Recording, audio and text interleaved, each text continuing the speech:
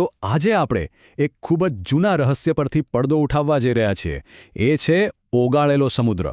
હવે આ નામ સાંભળીને કદાચ તમને કોઈ સામાન્ય વસ્તુ જેવું લાગે, પણ ધાર્મિક ગ્રંથો કહે છે કે આ માત્ર એક વસ્તુ નથી, પણ આખા બ્રહ્માંડનું પ્રતીક છે.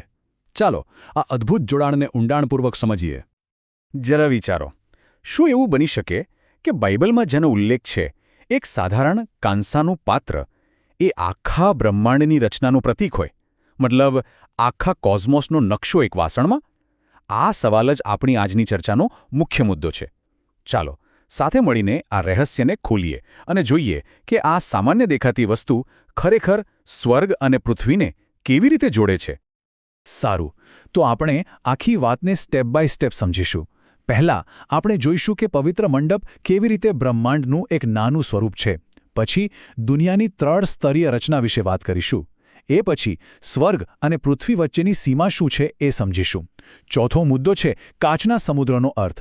અને છેલ્લે શુદ્ધતા અને ન્યાયના પ્રતીક તરીકે એનું શું મહત્વ છે એ જોઈશું. તો ચાલો શરૂ કરીએ. આપણી આખી સમજણનો જે પાયો છે ને, એ એક ખૂબ જ રસપ્રદ વિચાર છે. એવું માનવામાં આવે છે કે પૃથ્વી પર જે પવિત્ર મંડપ બનાવવામાં આવ્યો હતો એ ખરેખર તો એક બહુ મોટી સ્વર્ગીય રચનાનું જ એક નાનકડું મોડલ હતું. આનો જે મૂળભૂત સિદ્ધાંત છે એ બહુ સરળ છે. સમજો કે પૃથ્વી પરનું મંદિર એ સ્વર્ગનું એક જીવંત મોડેલ છે. જેમ કોઈ બિલ્ડિંગ બનાવતા પહેલાં એનો બ્લુપ્રિન્ટ હોય, બસ એ જ રીતે. આનો મતલબ એ થયો કે મંદિરમાં રાખેલી દરેક વસ્તુ, દરેક ખૂણો એનો એક ગહેરો આધ્યાત્મિક અર્થ છે, જે એની ભૌતિક દેખાવ કરતાં ઘણો વધારે છે. તો સવાલ એ થાય કે જો મંદિર એક મોડલ છે, તો પછી એ શેનું મોડલ છે? ધાર્મિક ગ્રંથોના હિસાબે આ જે સર્જિત વિશ્વ છે એ મુખ્યત્વે 3 સ્તરોમાં વહેંચાયેલું છે. ચાલો જોઈએ કે એ કયા સ્તરો છે. આ જે ટેબલ છે ને, એ આપણી આખી વાતનો સાર છે. બહુ મહત્વનું છે, જરા ધ્યાનથી જુઓ. આ બતાવે છે કે બ્રહ્માંડના 3 સ્તર અને મંદિરના 3 ભાગ એકબીજા સાથે કેવી રીતે જોડાયેલા છે. જુઓ, સૌથી ઉપર છે દેવદૂતોનું સ્વર્ગ, જે મંદિરમાં મહાપવિત્ર સ્થાનને દર્શાવે છે. પછી સૌથી નીચે છે પાતાળ, જેનું પ્રતીક છે વેદી અને આંગણો. અને આ બંનેની બરાબર વચ્ચે, જે આપણા માટે સૌથી વધુ મહત્વનું છે, એ છે કાચનો સમુદ્ર. અને પૃથ્વી પર એનું પ્રતીક શું છે? એ જ ઓગાળેલો સમુદ્ર. ઓકે, તો હવે આપણે આ આખા બ્રહ્માંડીય નકશાના એકદમ કેન્દ્રમાં આવી પહોંચે છીએ, ઓગાળેલો સમુદ્ર. ખાસ યાદ રાખજો, આ કોઈ સાધારણ વસ્તુ નથી. આ તો સ્વર્ગ અને પૃથ્વી વચ્ચેની એક ખૂબ જ મહત્વપૂર્ણ, એક નિર્ણાયક સીમા છે. તો આ ઓગાળેલો સમુદ્ર હકીકતમાં શું હતો? સારું, એ એક મોટું કાંસાનું બનેલું પાત્ર હતું, જે હંમેશા પાણીથી ભરેલું રહેતું. એનો ઉપયોગ યાજકો કરતા હતા. જ્યારે એમને ઈશ્વરના પવિત્ર સ્થાનમાં પ્રવેશવાનું હોય એ પહેલાં શુદ્ધ થવા માટે.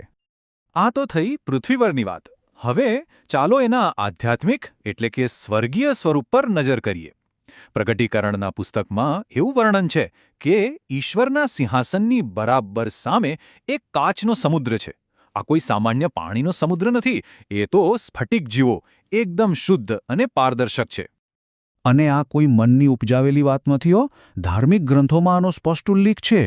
લખ્યું છે કે રાજ્યાસનની આગળ સ્ફટિકના જેવો કાચનો સમુદ્ર હતો. આ એક જ વાક્ય પૃથ્વી પરના એ કાંસાના પાત્ર અને સ્વર્ગના એ સમુદ્ર વચ્ચે સીધું જોડાણ સ્થાપિત કરે છે. આ સરખામણીથી આખી વાત એકદમ સ્પષ્ટ થઈ જશે. એક છે પૃથ્વી પર, તો બીજું છે સ્વર્ગમાં. એક બનેલું છે કાંસામાંથી, તો બીજું છે સ્ફટિક જેવું. એક છે ભૌતિક, બીજું છે આધ્યાત્મિક. પણ જુઓ, બંનેનો હેતુ બિલકુલ એક જ છે: શુદ્ધિકરણ અને ઈશ્વરની નજીક જવા માટેની એક સીમા બનાવવી. પણ વાત અહીં અટકતી નથી. આ માત્ર એક બોર્ડર નથી. એનો અર્થ આનાથી પણ ઘણો ગહેરો છે. હવે આપણે એના પ્રતિકાત્મક મહત્વને સમજીશું. અને આ ભાગ ખરેખર ખૂબ જ રસપ્રદ છે. અહીં એક એવી વિગત છે જે કદાચ તમને આશ્ચર્યમાં મૂકી દેશે. આ ઓગાળેલો સમુદ્ર કોઈ સામાન્ય કાંસામાંથી નહોતો બનાવવામાં આવ્યો. એ સમયની સ્ત્રીઓના કાંસાના અરીસાઓને ઓગાળીને બનાવવામાં આવ્યો હતો. વિચાર કરો, અરીસાઓમાંથી. આ એક નાનકડી વાત એનો આખો અર્થ બદલી નાખે છે. હવે એ માત્ર પાણી ભરવાનું પાત્ર નથી રહ્યું, પણ એ પ્રતિબિંબ જોવાનું, આત્મપરીક્ષણ કરવાનું એક સાધન બની ગયું છે. અને અરીસાનું કામ શું હોય? પોતાને જોવાનું, બરાબર ને? બસ આ જ એનો મુખ્ય હેતુ છે, આત્મપરીક્ષણ. ઈશ્વરની નજીક જવું હોય તો સૌથી પહેલાં પોતાની જાતને જોવી પડે છે. પોતાની અંદરની ખામીઓ અને અશુદ્ધિઓને ઓળખવી પડે છે. એટલે જ કહેવાય છે કે આત્મપરીક્ષણ જ શુદ્ધિકરણ તરફનું પહેલું પગલું છે. તો આ આખી પ્રક્રિયાને આપણે 3 સરળ સ્ટેપ્સમાં જોઈ શકીએ છીએ. સ્ટેપ 1, પાપી વ્યક્તિ સીમા પાર કરી શકતી નથી. એ ત્યાં આવીને અટકી જાય છે. સ્ટેપ 2, ઓગાળેલા સમુદ્રમાં જે અરીસા જેવું કામ કરે છે એમાં પોતાનું પ્રતિબિંબ જોઈને શુદ્ધ થવું. અને સ્ટેપ 3, એકવાર શુદ્ધ થઈ ગયા પછી જ પવિત્ર સ્થાનમાં પ્રવેશવા માટે લાયક બનવું. ચાલો હવે આપણે આના અર્થના છેલ્લે અને સૌથી ગહન સ્તર પર પહોંચીએ. આ સીમા ફક્ત શુદ્ધતા વિશે જ નથી, એ ન્યાય વિશે પણ છે. અને આમાં એક બીજું તત્વ જોડાયેલું છે જે બધું બદલી નાખે છે. એ તત્વ છે આગ. હા, તમે બરાબર સાંભળ્યું. ગ્રંથોમાં લખ્યું છે કે સ્વર્ગનો એક કાચનો સમુદ્ર માત્ર સ્ફટિક જેવો નથી, પણ એ આગથી મિશ્રિત છે. આ આગનું તત્વ શુદ્ધિકરણની સાથે પરીક્ષા અને ન્યાયનું એક ખૂબ જ ગંભીર પાસું ઉમેરે છે. તો આ આગનો અર્થ શું છે? ગ્રંથો અનુસાર આ આગ પાતાળની સ્થિતિનું એટલે કે પરીક્ષાના સ્થાનનું પ્રતીક છે. એ એક એવા ન્યાયનું પ્રતિનિધિત્વ કરે છે જેમાંથી દરેકને પસાર થવું જ પડે છે. અને ફક્ત એ જ લોકો એને પાર કરી શકે છે જેઓ વિજયી થાય છે, જેઓ પોતાની કસોટીમાં સફળ થાય છે. અને છેલ્લે આ શક્તિશાળી દ્રશ્ય જુઓ.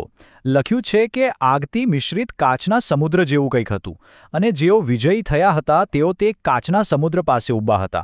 આ એ લોકો છે જેમણે એ અગ્નિ પરીક્ષા પાર કરી લીધી છે, અને હવે તેઓ વિજયી થઈને ઈશ્વરની સામે એ સમુદ્રની બીજી બાજુએ ઊભા છે. આ સંઘર્ષ પછીના વિજયનું અંતિમ ચિત્ર છે. તો આ આખી વાતનો સાર શું છે? એ જ કે પવિત્ર મંડપમાંનું એક સામાન્ય દેખાતું કાંસાનું પાત્ર, જેને આપણે ઓગાળેલો સમુદ્ર કહીએ છીએ, એ વાસ્તવમાં એક ખૂબ જ ઊંડું આધ્યાત્મિક પ્રતીક છે. એ સ્વર્ગના કાચના સમુદ્રને દર્શાવે છે, જે શુદ્ધિકરણ અને ન્યાયની એક એવી આધ્યાત્મિક સીમા છે જેને દેવી સાનિધ્યમાં પહોંચવા માટે દરેક વ્યક્તિએ પાર કરવી પડે છે. અને આ બધું આપણને એક અંતિમ સવાલ પર લાવીને મૂકી દે છે. આટલા હજારો વર્ષો પછી આ પ્રાચીન પ્રતીકો આજે આપણા માટે શું અર્થ રાખે છે? શું આત્મપરીક્ષણ, શુદ્ધિકરણ અને ન્યાયની કસોટીમાંથી પસાર થવાનો વિચાર આજે પણ એટલો જ પ્રાસંગિક નથી? આના પર વિચારવા જેવું છે, નહીં?